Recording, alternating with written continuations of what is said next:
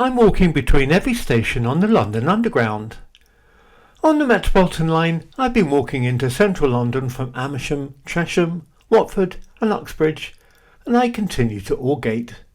However, I'm also walking the Circle line in both directions. Starting from the Aldgate direction, I reach Baker Street on the Circle line, going anti-clockwise. Now, I'm not going to make my project twice as long by walking all the way back to Amersham, Chesham, Watford and Uxbridge from Baker Street.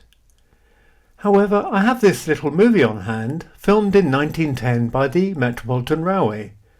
I thought it would be fun to run this old movie side by side with a modern train doing the same journey.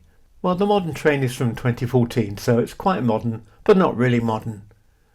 Here in all its glory is Baker Street to Finchley Road, along the Metropolitan line 1910 style, seeing all the stations then along the way. These platforms opened in 1869 for the Metropolitan and St John's Wood Railway. And we're just pulling into Baker Street Station on the modern movie. And there's a long tunnel section out of Baker Street. And we're looking at this old 1890s map since the modern railway is running underground. It's a bit dull unless you like signalling. The older filmmaker in 1910 wasn't shooting any scenes of this.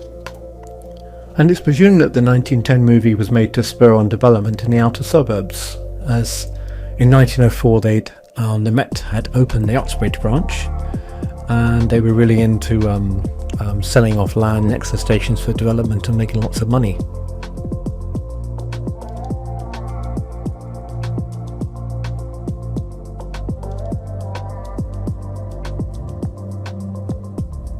Making a film was quite challenging in 1910. A lot of the time only 2 minutes at once could be shot just due to the mechanics of old cameras, and film itself was quite expensive.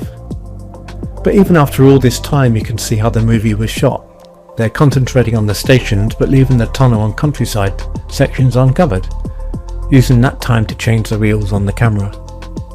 But it's a bit between the stations we most want to see nowadays, but ho-hum. Anyway, so we've now lined up the 1910 movie, and that first bridge didn't exist in the modern world, but this one does. We're just going underneath it, the same bridge, and that's that same slopey bit off to the left.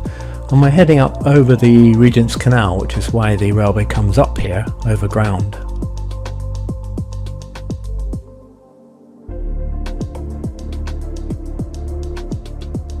So just here, the original railway only had a single running track with a single passing place at St John's Wood Road, and for a while, starting in 1874, the line operated with 2 human tokens, one in a red cap and one in a blue cap, and the train had to have the correct person on the engine to run on the single line. And to speed the working, as the train arrived at the station, the men would jump off the engine and slide to a halt along the platform, which was a source of great public entertainment. So as time went on, the station couldn't cope with the demands of cricket crowds, and it was demolished in 1925 and rebuilt. And in 1933 actually it was renamed Lord's.